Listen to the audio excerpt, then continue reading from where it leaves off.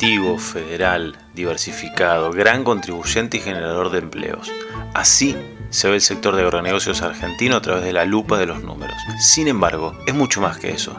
Son historias de vida, es el legado de padres a hijos y nietos, pero también es una madrugada fría con escarcha en el vidrio de la camioneta, es el calor abrasador del verano en plena cosecha, es el olor a tortas fritas de la nona en la casa de campo, el mugido de una vaca, el olor a bosta, la música del agua corriendo por un cauce de piedras al pie de la cordillera, al lado de una plantación frutícola. Es el barro, el rugido del motor de un tractor o una cosechadora. Es la comida caliente cuando llegas a casa después de una jornada larga. Probablemente, si yo le preguntase a un auditorio imaginario que mencionen un par de deportistas de cualquier especialidad, destacarían a Messi y a Ronaldo, a Michael Jordan o Kobe Bryant, a Nadal y a Federer, a Ayrton Senna o Lewis Hamilton. Sin embargo, el fútbol, el básquetbol, el tenis y el automovilismo es mucho más que estos deportistas famosos.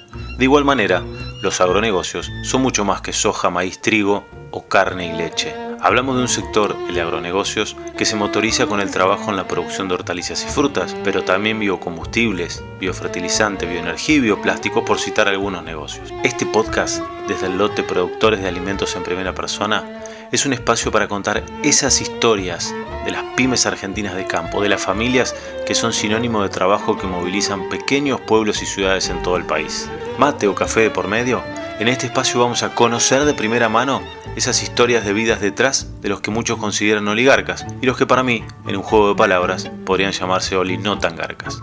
Ahora los dejo con una nueva historia.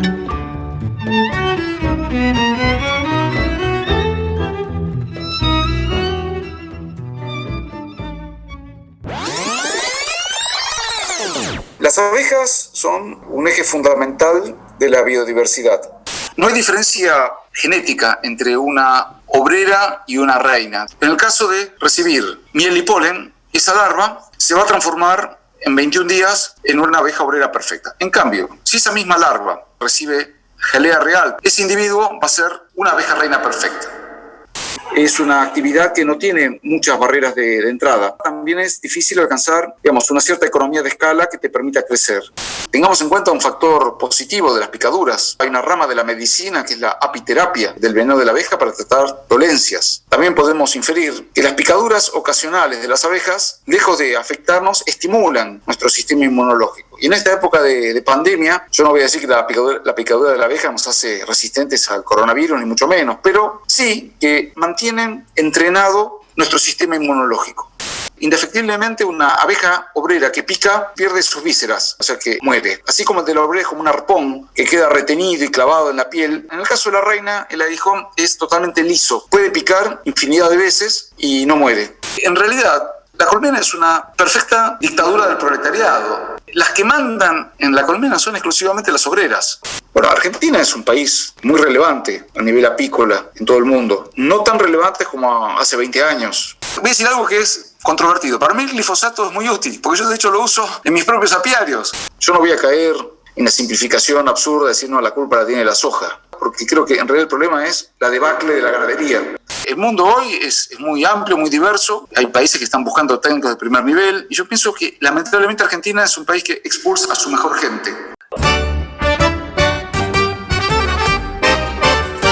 Con más de 100 años en el mercado, Ledesma es líder en los negocios de azúcar y papel. Además, produce frutas, jugos, carne, granos, alcohol y bioetanol. Ledesma, una empresa con ingenio argentino. Bienvenidos a un nuevo capítulo de Oli Nada Garcas, historia de productores en primera persona. Ustedes saben que en la industria apícola están los que producen abejas, los que producen miel y los que crían abejas reina. En realidad, todo empieza allí, con las abejas reinas que son fundamentales, aunque también, y como después vamos a verlo en el transcurso de este podcast, también son importantes el resto, las abejas obreras y los zánganos dentro de una colmena en la cual cada cual atiende su juego. Pero hoy vamos a meter el hocico en la cría de abejas reina. También vamos a hablar de la relación que tiene la producción apícola con la agricultura y la ganadería, qué determina que una abeja se convierta en reina, cómo se exportan esas abejas en pequeñas cajitas junto con obreras que le van cocinando, haciendo la comida, y por supuesto de la importancia de los polinizadores en la producción de frutos y alimentos. Hoy vamos a hablar de todo esto en un nuevo capítulo de Oli Nada Garca, historia de productores en primera persona. Los invito a conocer la historia de Martín Braunstein, que empezó hace más de 30 años a interesarse por las abejas y junto con su mujer, la ingeniera agrónoma Sonia Bretoni, dieron vida a Malka Queens. Los saludo, él está del otro lado del charco, en Francia, ahí cerca de los Pirineos. ¿Cómo estás, Martín? ¿Cómo te va? Hola, Juan. Bueno, buenas tardes para mí, buenos días para vos. Acá tenemos 5 horas de diferencia en Tarbes, donde me encuentro en el sudeste de Francia. Y sí, efectivamente, es un gusto dialogar con vos y contar a tu audiencia que ha sido nuestro desarrollo apícola. Martín, como disparador, no estaba dentro del protocolo, pero hace poco la vi con mi hijo. La película Vi, la historia de una abeja. ¿Vos viste esa película? No, vos sabés que mira, prácticamente no miro videos ni cine, ni tampoco consumo productos audiovisuales, o sea que soy un analfabeto total en ese sentido. Bueno, porque vos sabés que es una película que, te lo resumo, pero cuenta la historia de una abeja a partir de un dibujo animado y muchas cosas que suceden en la vida de los polinizadores y su importancia dentro de la producción en general. Me parece una pieza interesante para desde chicos conocer un poco, desde chicos y los padres junto con los chicos, conocer un poco más de qué se trata esto, de la importancia de las abejas y la producción agropecuaria y la producción de alimentos. Entonces la pregunta que te quiero hacer es, ¿cuál es el vínculo de las abejas con la producción agropecuaria? Las abejas son un eje fundamental de la biodiversidad. Sin abejas sería prácticamente imposible que hubiese polinización. Y la polinización es el acto mediante el cual los espermatozoides de las flores, es decir, los granos de polen, son transportados hacia la parte femenina de las flores, lo cual asegura la reproducción vegetal. Convengamos que las abejas no son los únicos polinizadores entomófilos. Entomófilo se refiere a los insectos. Hay otros, por supuesto, que participan, que son muy necesarios. Pero con el avance de la agricultura y su intensificación, muchos de estos insectos polinizadores naturales han sido diezmados o directamente se han extinguido, por lo cual en muchas regiones del mundo los únicos polinizadores que subsisten son los que son explotados económicamente por el hombre, en este caso las abejas. Y Martín, ¿cuál es tu historia vinculada a la producción de abejas? ¿Viene de alguien de la familia? ¿Cómo es que empezaste con esto? Juan, mira, mi caso es quizás atípico porque la apicultura suele ser una actividad familiar que se transmite de manera tradicional de padres a hijos. En mi caso fue espontánea, fui el primero en mi familia. Yo empecé a los 19 años a interesarme en las abejas, viviendo en un barrio de Capital Federal, en Villa Urquiza, donde mi único contacto con el campo era leer la revista La Chacra, que me fascinaba, una suscripción que mi papá tenía y que a mí me resultaba fascinante. Ahí había un columnista, un ucraniano, nunca me había olvidado el nombre de él, Manuel Oxman, que con una prosa perfecta, poco habitual en la gente, digamos, del ámbito apícola, explicaba todos los pormenores de la vida de las abejas y la posibilidad de explotarlas comercialmente. En esa época se da, el inicio, y ya no tanto, la mitad, digamos, del gobierno de Alfonsín, y empiezan ya los primeros problemas a nivel económico, y habiendo terminado el secundario y no teniendo una vocación definida por una carrera universitaria, se me ocurrió que lo más prudente era optar por un trabajo que en breve pudiera desarrollarlo de manera independiente. Y de hecho las abejas es una actividad que no tiene muchas barreras de entrada. Así como no tiene barreras de entrada, también es difícil alcanzar, digamos, una cierta economía de escala que te permita crecer. Bueno, así fue como me inicié en la apicultura. Hice el curso de perito apicultor durante el año 1987. Tuve la suerte en ese mismo año, gracias a un compañero en la Escuela de Apicultura de la Sociedad Argentina de Apicultores, de poder ingresar a trabajar en un laboratorio farmacéutico, laboratorio Gador. Imagínate, era muy jovencito, tenía nula experiencia a nivel laboral. Entré como cadete en el área de finanzas del laboratorio y ahí me quedé y ahí voy a hacer un paréntesis, hasta febrero de 1990, donde ya se había desatado la hiperinflación del gobierno de Alfonsín, y ya, Alfonsín ya se había ido, me acuerdo, en julio del 89, asume Menem, pero ya en el 90 hubo otro pico de hiperinflación y mi sueldo estaba por el piso. Yo no tenía novia en ese momento, no tenía ninguna obligación familiar. Y opinaba que el plan de independizarme tenía que estar empujado por esta crisis que hacía poco sensato quedarme en Argentina, y me fui a trabajar como criador de abejas reinas a Estados Unidos. Trabajé ese año con 2 empresas de manera estacional.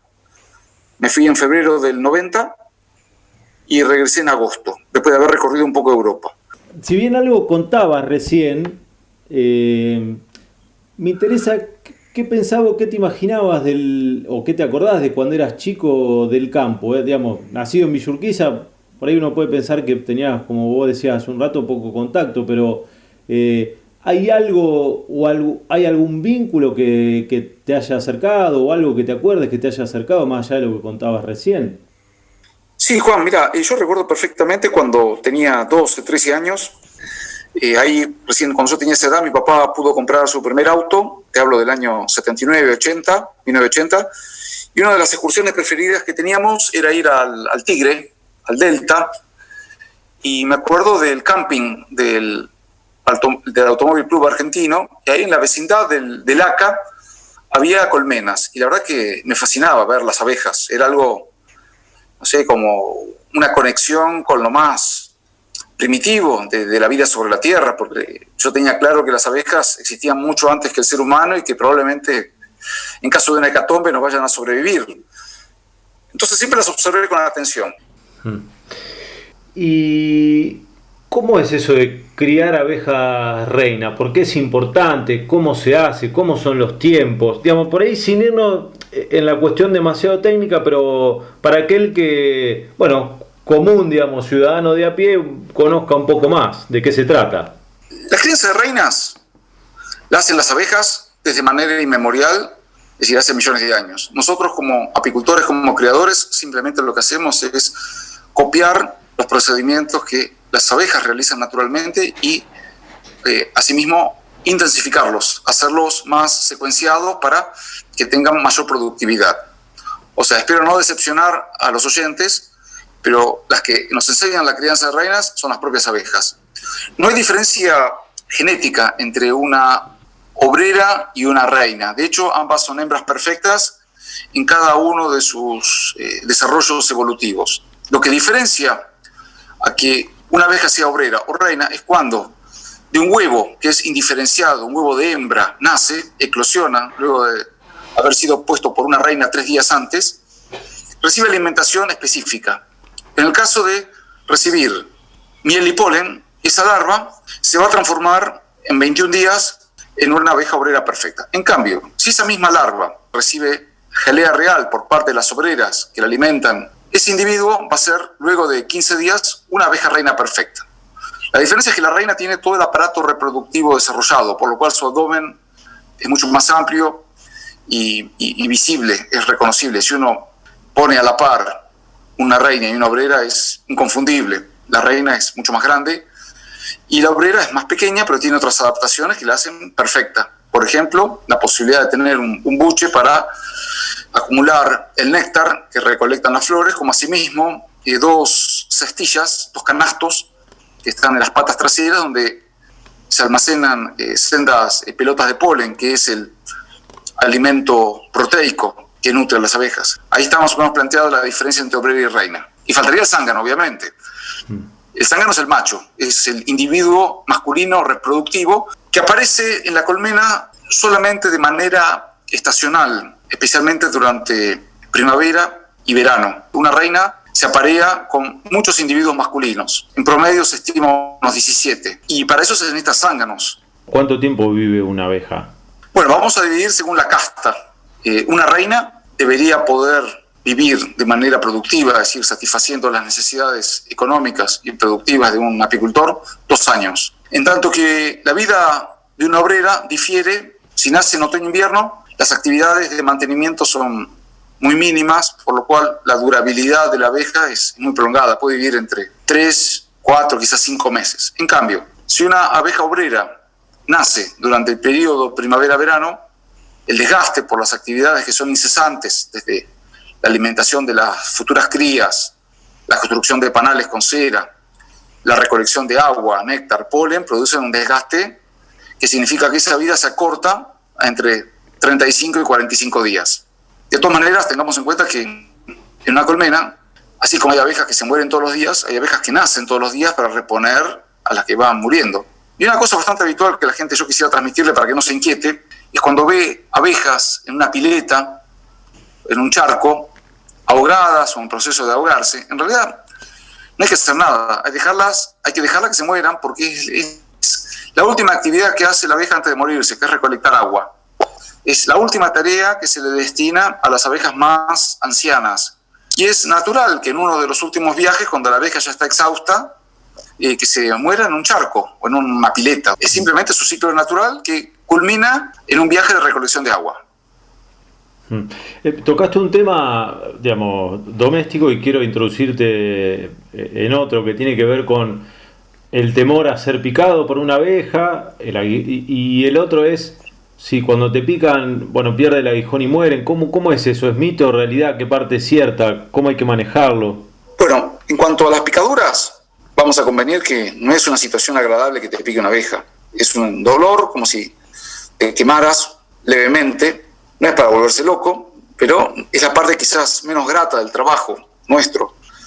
Y aun cuando tomemos las precauciones del caso, hay muchas tareas en la apicultura que deben realizarse sin guante, porque al perder la sensibilidad de los dedos somos mucho más torpes y no podemos, por ejemplo, enjaular una abeja reina cuando ya está fecundada y hay que comercializarla, se hace mano descubierta. Hay un porcentaje, por suerte, muy, muy bajo de personas que son extremadamente alérgicas al veneno de las abejas. Acá quisiera también desmitificar algo. No hay persona que no sea alérgica al veneno de las abejas. Todos somos alérgicos. Lo que varía es el grado de reacción alérgica.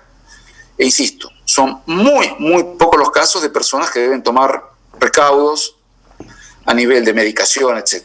Entonces, por suerte, es una actividad que es compatible con la vida familiar, con la presencia de animales, siempre y cuando tengamos abejas mansas, dóciles. Este es un comportamiento que se selecciona. El criador puede elegir la reproducción de abejas que sean dóciles. No obstante, la presencia del aguijón va a estar siempre. Tengamos en cuenta un factor positivo de las picaduras. Está estudiado, hay una rama de la medicina que es la apiterapia. Hay médicos especialistas en la utilización del veneno de la abeja para tratar dolencias de lo más variadas. Con lo cual, también podemos inferir de una manera así inductiva que las picaduras ocasionales de las abejas, lejos de afectarnos, estimulan nuestro sistema inmunológico. Y en esta época de pandemia, yo no voy a decir que la picadura de la abeja nos hace resistentes al coronavirus, ni mucho menos, pero sí que las picaduras de las abejas mantienen entrenado nuestro sistema inmunológico. O sea que yo, lejos de espantar a la gente con el tema de las picaduras, les diría que si tienen la situación de que una abeja los pique, pues bien, sacarse el aguijón arrastrándolo con la uña del dedo y ponerse algo de hielo o vinagre y agua. Nunca ponerse barro, porque el barro tiene una fauna microbiana que, al verse vulnerada la epidermis, podrían pasar microbios y producir algún tipo de infección que no tiene sentido. O sea, eso del campo, de ponerse barro en las picaduras, es una tontería, no tiene sentido. O sea, o nos ponemos hielo o agua con vinagre, o no hacemos nada y en un ratito se pasa. Y bueno, yo creo que esa es la situación de la picadura. Y vos me preguntabas también, Juan, ¿qué pasa con las abejas que pican? Las obreras, cuando pican, hacen un acto de altruismo. Es decir, ellas se sacrifican por la comunidad, que es la colmena, porque indefectiblemente una abeja obrera que pica, al picar queda eviscerada, es decir, pierde sus vísceras, es decir, se rompe todo el sistema digestivo de la abeja obrera. O sea que en muy breve plazo, quizás en minutos o máximo en un par de horas, esa abeja obrera que picó muere. En cambio, la reina tiene un aguijón que es distinto al de la obrera. Así como el de la obrera es como un arpón que queda retenido y clavado en la piel, por eso al retirarlo, al intentar despegarse, la obrera queda eviscerada. En el caso de la reina, el aguijón es totalmente liso. Puede picar infinidad de veces y no muere. tengamos en cuenta que en el caso de la reina, el aguijón está previsto para pelear contra otra reina en caso de que se dispute el liderazgo de la colmena. Entonces, si hay dos reinas, va a haber inexorablemente una pelea entre ambas y el combate va a terminar con una de ellas aguijoneada y muerta. Imagínate que si evolutivamente el aguijón de la reina fuera como un arpón, quedaría trabado en el cuerpo y quizás podría morir las dos. Entonces, bueno, evidentemente la naturaleza ha permitido mediante esta maravillosa evolución una complejidad increíble en las abejas, que diría yo que son los insectos sociales más evolucionados que hay sobre la faz de la Tierra. Hay otros insectos sociales, como las hormigas, las termitas, pero que no tienen un beneficio económico ni pueden ser explotados por el hombre. Es decir, no son una excepción las abejas, pero sí, desde el punto de vista económico, una de las más útiles. Martín, te traigo de nuevo a la colmena. Bueno, nunca salimos por ahí de la colmena, pero alguna vez en alguna de las charlas que hemos tenido relativizaste la importancia de la reina por sobre el resto. Me gustaría que lo cuentes a los que están escuchando el podcast, porque también es algo interesante. Nosotros siempre nos llenamos la boca hablando de la reina, pero obreras y zánganos también cumplen una labor fundamental, y después vamos a hablar de la exportación también, ahí también cumplen un rol importante. Bueno, Juan, gracias por darme pie para esto, porque realmente lo considero muy importante. Yo te decía que en mi juventud yo veía a la sociedad de las abejas, a la colmena, como una sociedad perfecta, donde el esfuerzo colectivo era lo que caracterizaba al éxito. Luego, con el tiempo, bueno, yo fui estudié mucha historia, es una temática que me atrae, y ahí pude tomar conciencia de que, en primer lugar, el vocabulario que utilizamos para referirnos a las abejas estaba teñido de una gran subjetividad, porque ¿de dónde surgía que a un tipo de abejas se las denomina obreras y a otro reina y a otro zángano? Con la carga emotiva que tiene cada una de esas palabras, como que la reina subyuga, domina, la obrera trabaja, y entre obrero y esclavo no hay mucha diferencia, y un zángano, uno lo ve en las fábulas infantiles, tiene una acepción como de inútil o de holgazán, vago. Y me di cuenta, justamente estudiando, que toda la terminología esta de abeja obrera, reina, zángano se remonta a la segunda revolución industrial, que es cuando se empieza a poder indagar en el interior de la colmena y a desarrollarse aparatos de óptica, y bueno, se trató de proyectar en la sociedad de las abejas lo que era la realidad humana de esa etapa del capitalismo, donde había una clase, digamos, que era, como se dice en el marxismo, dueña de los medios de producción, había proletarios, y como que había intereses contrapuestos. Bueno, nada más lejos de la realidad en las abejas. Y ahí yo llegué a la conclusión, y la verdad que no se lo escuché a nadie, que en realidad las que mandan en la colmena son exclusivamente las obreras. Es decir, la colmena es una perfecta dictadura del proletariado, donde las que mandan son las obreras, y en realidad la reina lo que hace es seguir los dictados de las obreras en cuanto a su función, que es básicamente poner huevos y mantener el ciclo reproductivo de los individuos. Si las obreras restringen la alimentación de la reina deja de ahogar. Si la reina falla, las obreras crían otra reina para reemplazarla o directamente la matan. O sea que, digamos, las funciones de liderazgo de la reina son muy menores a las que nos imaginamos, y de hecho las obreras son las que tienen el rol protagónico. Otra de las cosas interesantes que hemos charlado es el de cómo se exportan las abejas, porque una de las cosas que ustedes hacen, o sea, crían abejas, ahora estás en Francia por algo, digamos, ustedes crían las abejas reinas, las comercializan no solo en Argentina, sino que también las exportan. Bueno, ¿cómo las exportan? ¿Con qué condiciones? Porque es para armar todo un dibujo animado también eso.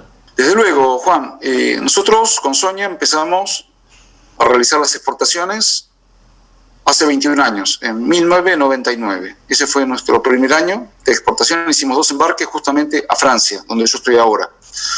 Durante muchos años las exportaciones se hicieron de manera directa a los clientes finales que las compran, no solo en Francia, sino en el resto de la Unión Europea, asimismo en el norte de África, Libia, por decir, y Medio Oriente, como en Líbano y Jordania.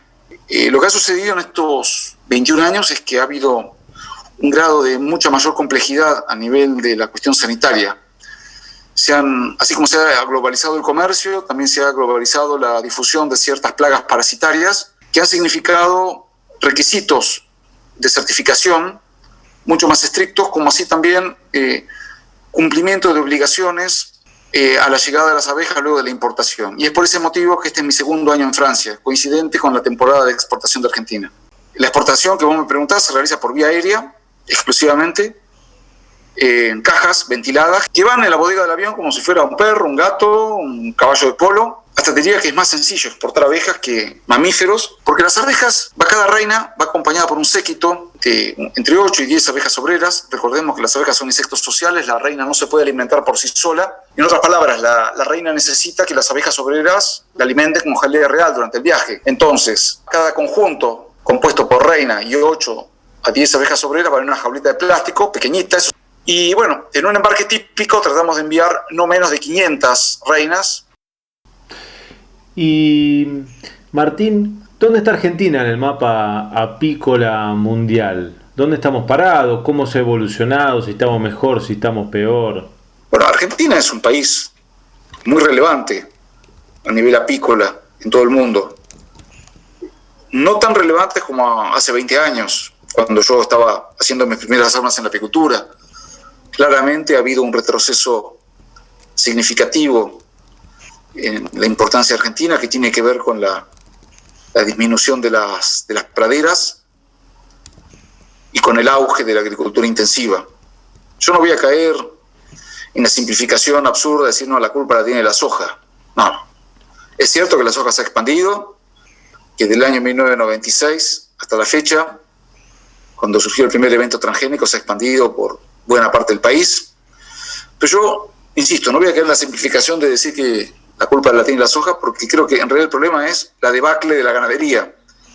Porque si tuviéramos una ganadería en auge, fuerte, que tuviera praderas, ya sea que el establecimiento sea convencional o feedlot, las abejas podrían extenderse.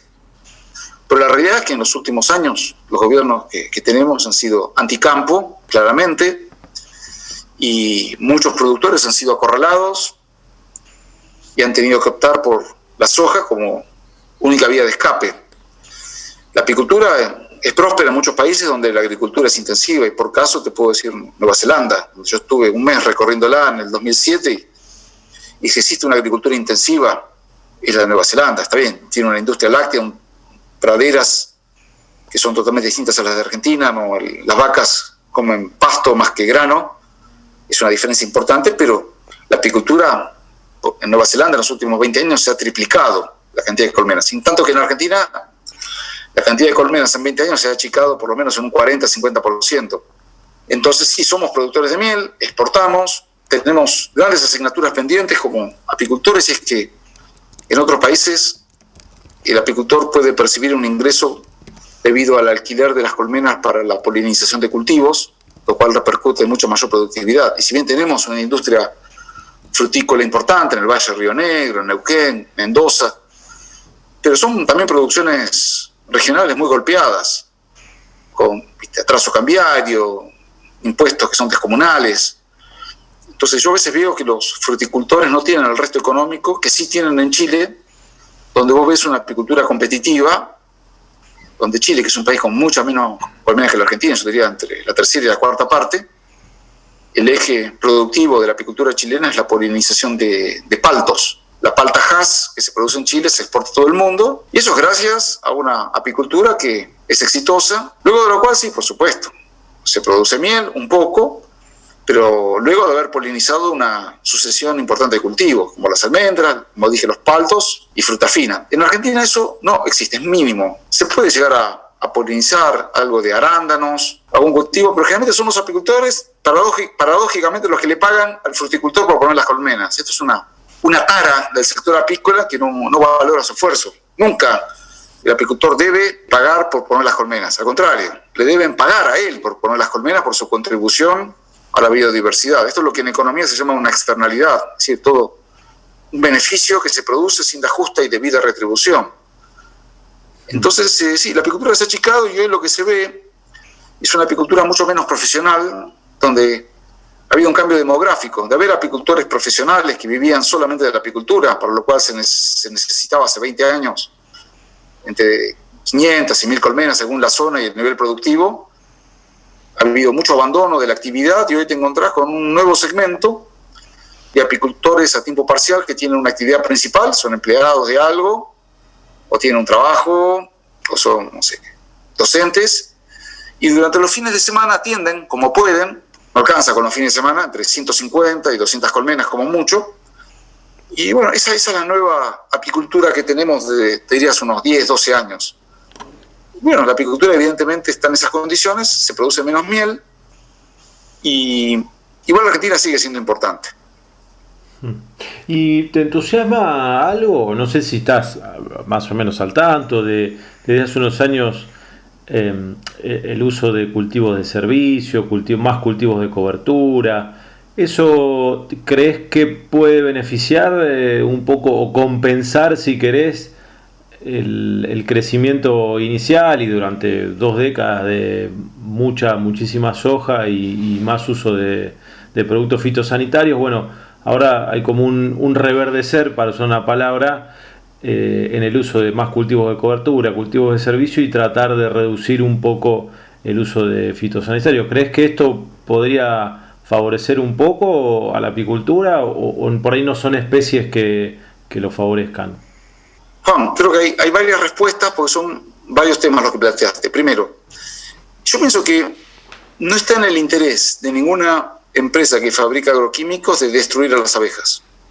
O sea, es algo lógico esto. Es decir, las abejas forman parte del medio ambiente y de hecho hay empresas que fabrican agroquímicos que tienen un área específica que se llama stewardship, que es custodia para el uso correcto de los plaguicidas, y hay un marbete, un rótulo que explica cómo utilizarlos. Siempre vuelvo al ejemplo de Nueva Zelanda, donde hay una agricultura que usa agroquímicos y las abejas coexisten satisfactoriamente. Lo mismo en Chile.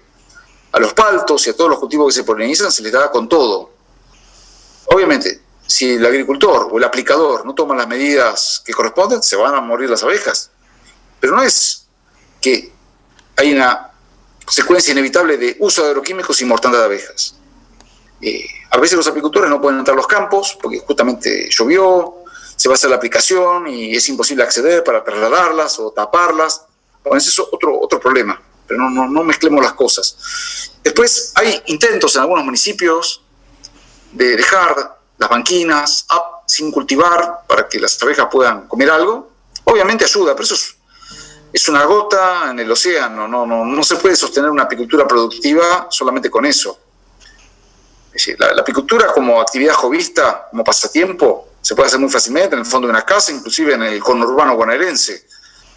Pero una apicultura productiva que requiere de un cierto volumen para tener una economía de escala no se puede hacer bajo esas condiciones. Es decir, siempre la apicultura productiva en base a la producción de miel fue sinónimo de grandes extensiones de praderas o bosque nativo. Bueno, hoy hay muchas menos praderas y hay mucho menos bosque nativo. Entonces lo que sucede es que naturalmente la envergadura de las explotaciones se va achicando. La mayoría de los apicultores grandes que había en Entre Ríos, provincia de Buenos Aires, gente que tenía por caso 15.000, 20.000 colmenas, hoy está exactamente en la mitad del número de colmenas que hace 15 años. Y no es gente que no pudiera tener más colmenas, sí, las podría tener. Lo que no tiene es el sitio adecuado, el emplazamiento para que esas colmenas produzcan y que rindan. Entonces, digamos, estamos bastante complicados en ese sentido. ¿Qué alimentos o qué cosas no tendríamos en la mesa si no hubiese polinizadores haciendo su trabajo? Algo mencionabas recién, pero digamos, ¿qué otras cosas como para ampliar el abanico? Yo creo que si no hubiese abejas polinizando, como de hecho lo hacen, tendríamos una disponibilidad mucho más escasa de frutas, como por ejemplo manzanas, peras, ciruelas. Sería mucho más caro el abastecimiento de otros productos que requieren de la polinización, por ejemplo, no sé, girasol. Es decir, tendríamos un costo de alimentación mucho más alto. No me atrevería a decir que desaparecerían, porque vos sabés que la naturaleza es muy dinámica. Hay, nuevas variedades de cultivos que algunos son autopolinizadores. Aparecen nichos ecológicos que son cubiertos por otros insectos. Sin duda que la desaparición de las abejas provocaría una catástrofe, con lo cual tendríamos que asignar nuevas prioridades en cuanto a nuestra alimentación. Pero de hecho, el ser humano ha prosperado en diversos ecosistemas del Ártico, donde los esquimales no comen ni fruta ni verdura, se alimentan en base a carne de foca y orca, y bueno, de alguna manera sobreviven. Es claro que tenemos una gran versatilidad desde el punto de vista digestivo, a expensas quizás de a largo plazo tener ciertas dolencias. Ojalá que las abejas perduren por mucho tiempo y que nos permitan, digamos, tener un ecosistema equilibrado. ¿Cómo contarías qué es la polinización?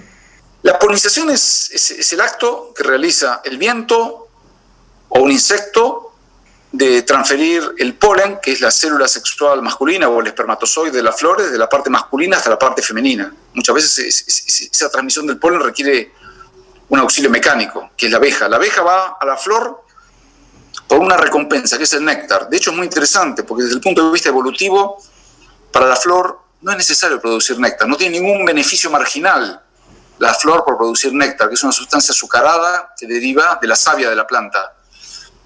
La producción de néctar es una cuestión evolutiva que las plantas tuvieron que desarrollar para atraer a las abejas para que realizaran la polinización. La abeja, al recolectarle el néctar, se impregna todas sus vellosidades, sus pelos, de polen, y al ir de una flor a otra, realizan el acto de la polinización, que obviamente lo que hace es permitir la formación de fruto y de semilla, y a su vez la reproducción vegetal. Sí, alguna vez me habías dicho que era como el servicio que le prestaban, era un toma y daca, ¿no? Entre la flor y... Claro, eso, ¿sabes qué es? Eso se denomina una coevolución adaptativa. Porque, digamos, así como la planta obtiene un beneficio por la polinización, la abeja obtiene néctar y polen, que es su sustento. Es curioso porque desde el punto de vista de los insectos, las abejas son vegetarianas, se alimentan de néctar y polen. Y las avispas, que también son insectos sociales, son carnívoras. O sea, las avispas, muchas veces la gente, vos lo escuchás en el campo, que te dicen, sí, porque tus avispas, no, yo no tengo avispas, yo tengo abejas. Bueno, para los paisanos muchas veces se refieren vulgarmente a las abejas como avispas. Pero de hecho las avispas, de las cuales hay una gran diversidad y muchas especies, son carnívoras. No se alimentan ni de néctar ni de polen. Y en verdad son insectos sociales, pero en comunidades mucho más pequeñas. Y desde el punto de vista de la polinización, las avispas no tienen un rol para nada significativo. Martín, como para ir desandando la cuesta, como bajando los Pirineos para llegar a casa y al final de la entrevista, de la charla, te voy a hacer algunas preguntas como más de tipo personal, y una tiene que ver con ¿qué crees que hubieses hecho si no te hubieses dedicado a la cría de abejas reina? ¿Tenías algo ahí en el horizonte antes de pensar en esto? Cuando yo empecé con la apicultura, Juan, yo era muy jovencito y era un tipo de clase media urbana. En una familia de las características de la mía, lo que se esperaba que yo fuera profesional de algo, cualquier cosa. Y me costó mucho vencer esa presión familiar, que obviamente lo que buscaba era mi bienestar futuro. Pero yo en ese momento, si vos me planteás, supuse quizás que podría ser ingeniero agrónomo, veterinario, pero nunca con una gran vocación. Es más, después conociéndola a mi mujer, Sonia, que es ingeniera agrónoma, ya me cansaba y sobraba ya cansaba con un ingeniero agrónomo en la familia. Aparte, siempre la vi a la agronomía como una carrera muy inespecífica, ¿no? Como demasiado amplia, como que abarca mucho y aprieta poco. Y si vos me preguntás hoy, si yo hiciera historia contrafáctica, y la verdad que me hubiera gustado ser profesor de historia. Creo que es lo que más me interesa, ver el pasado para entender el futuro y el presente. ¿Y en tus ratos libres qué haces? ¿Música, videos? ¿Haces ejercicio, familia, amigos? ¿Qué te gusta hacer? Bueno, mira, ten en cuenta algo. Yo tengo 52 años. Para mí Internet ha sido una revelación. Si bien hace muchos años que tengo Internet, pero no lo he adoptado de una manera así como integrada a mi vida. Entonces, por ejemplo, en mi casa no se ve televisión desde hace 15 años. Es una decisión personal que yo tomé para salvaguardar la integridad psicofísica de mis hijos. O sea, en mi casa nunca se vio televisión, no hay cable, no existe. No miro YouTube, no me interesa, no tengo Twitter, no tengo Instagram, apenas tengo el Facebook con muy poca gente que son básicamente mi familia y algunos compañeros que eran de la primaria y gente que, bueno, he conocido a lo largo de mi vida, de mis viajes. En mi tiempo libre lo que hago y lo considero una prioridad es hacer actividad física, entrenamiento intensivo. O sea, yo hago un tipo de entrenamiento que me hace practicar 5 veces por semana, 2 horas, y eso es una actividad que me gratifica mucho, preserva las funciones de mi cuerpo. Asimismo, leo mucho, escucho la radio y ese es mi día. Aparte estudio idiomas, digamos, francés, yo sé inglés bien porque viví 3 años en Estados Unidos. A la fuerza estoy estudiando francés. El año pasado estuve en la Alianza Francesa haciendo un curso intensivo. Aparte estudio alemán y idioma hebreo, por una cuestión ancestral. Mi familia es de origen judío, pero bueno, no somos religiosos ni practicantes, pero siempre me quedó la curiosidad de cómo era el idioma de mis antepasados más remotos. O sea que bueno, con eso ocupo mi día. Bueno, más allá de mi familia, tengo 2 hijos. Ezequiel de 19 años, que está en segundo año de Ingeniería en Sistemas. Mi hija Melissa, que tiene 15, está en el secundario. O sea que estoy contento con la familia que he podido desarrollar con Sonia. Y cuando miras para adelante, ponele, no sé, 10 años, ¿qué te imaginás de la actividad? ¿Cosas que te gustaría hacer o que pensás? Así como alguna vez imaginaron, che, y si exportamos las abejas reina. Bueno, ¿qué cosas se imaginan hacia adelante? Mira, Juan, yo a la edad que tengo creo que todavía me quedan años productivos a nivel de la crianza. La cuestión es si ciertos cambios que puede haber en el mundo a nivel de dispersión de enfermedades de repente pueden poner un cierre a la exportación. Yo es algo que siempre me lo pregunto. En el sur de Brasil hay una plaga que es el pequeño escarabajo de la colmena, que si llegara a Argentina nos traería graves problemas. Yo creo que es una cuestión de tiempo que esa plaga entre a Argentina. La cuestión es que no llegue a Buenos Aires o que esté distante en un radio, digamos, de 100 kilómetros. O sea, esta es una actividad muy dinámica. Vos fíjate, si esta pregunta que vos me hacés, yo te la planteé al revés. ¿Alguien hubiera pensado hace 7 meses que un virus ignoto surgido en una región remota de China iba a cambiar el mundo? No. Entonces, el mundo ha cambiado de una manera así súbita, imprevisible, al punto de cambiar las relaciones humanas, el flujo de comercio. Y yo no puedo prever qué va a pasar en 5 años, cuando hace 6 meses tampoco podíamos saber lo que está sucediendo ahora. Lo que sí sé es que en mi caso particular, lo que yo quisiera es transformar toda mi experiencia en actividad pedagógica, cursos, capacitación, porque creo que todo el capital de conocimiento acumulado en estos 34 años de apicultura debe perdurar, no se puede perder. A mí me llevó muchos años formarme, aprender, cometí una gran cantidad de errores para llegar a ser el apicultor que soy. Y yo observo que hoy que no hay, por ejemplo, una instancia educativa formal disponible para muchos apicultores. Entonces creo que la capacitación va a ser algo que en cierto momento de mi carrera apícola va a empezar a tomar mayor incumbencia y me va a hacer muy, muy feliz poder transmitir mi conocimiento a las futuras generaciones de apicultores. Y ahora quiero, digamos, te propongo 3 palabras y vos ponele como los primeros conceptos o ideas que te vienen a la cabeza. Y la primera es el concepto o la palabra de abejas. Abeja, trabajo incesante. Glifosato, si querés poner agroquímicos en general, algo hablamos, pero bueno. Bueno, para mí, voy a decir algo que es controvertido. Para mí el glifosato es muy útil, porque yo de hecho lo uso en mis propios apiarios para poder evitar tener que ser jardinero durante la época de primavera y verano. Yo tengo un tema que es los campos, no tengo las colmenas, son varios campos. Y el pasto en primavera y verano crece, me vuelve loco. Entonces, yo agradezco que alguien alguna vez haya fabricado el glifosato, porque yo agarro una mochila, pongo 150 centímetros cúbicos de glifosato, un coadyuvante y un acidificante, y en 1 hora dejo el apiario con esta sustancia y al día después el pasto se empieza a secar y yo puedo trabajar las colmenas. O sea, por el contrario, no tengo ninguna animadversión hacia el glifosato. Me pregunto qué sería de mi vida sin el glifosato, porque tendría que estar con una motoguadaña cortando el pasto entre las colmenas, con el ruido que hace el motor, las abejas se pondrían nerviosas, me estarían picando. O sea que creo que debería haber una posibilidad de que el avance tecnológico en agroquímicos y la sustentabilidad de las abejas sea compatible. No veo que sean que haya una oposición irreductible. Me parece que es una tontería y que eso habla en realidad de nuestra falta de creatividad. Entonces, es como un cuchillo. Vos te podés cortar la mano, podés matar a alguien o podés cortar un pedazo de carne y comerlo. Entonces, no seamos tan necios. Y lo último es Martín Braunstein. ¿Cómo te autodefinirías o cómo te gustaría que te recuerden o que te vean tus hijos? ¿Qué cosas te gustaría que estén aprendiendo o hayan aprendido de vos?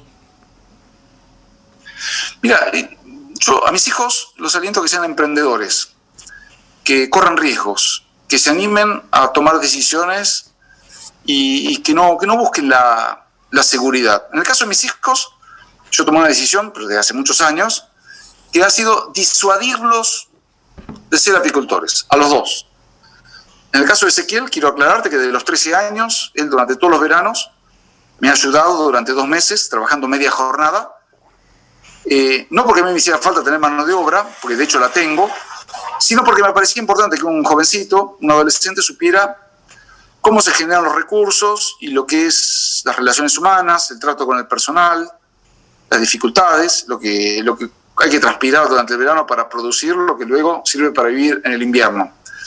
Pero asimismo yo soy consciente, haciendo esa proyección histórica que te esbocé hace un rato, de que la apicultura tal como la conocemos va a cambiar y se va a transformar en una actividad de hobbyistas. Entonces yo quiero que mis hijos aprendan de mis errores, que la experiencia que yo tengo les sirva gratis. Yo le digo, si vos te equivocás aprendiendo, te va a salir caro. Aprender de los errores de tu padre y de tu madre, que han sabido crear una empresa, han sabido exportar, pero que al mismo tiempo no repetirían ciertos esquemas. Por eso es que, para empezar, le he sugerido una carrera técnico-científica, como es ingeniería, él optó por sistemas, que me parece fantástico, y que sean ciudadanos del mundo. Porque en por caso, mi hijo sabe perfecto inglés y ahora está cursando su 3er nivel de alemán en el Instituto Goethe, en La Plata.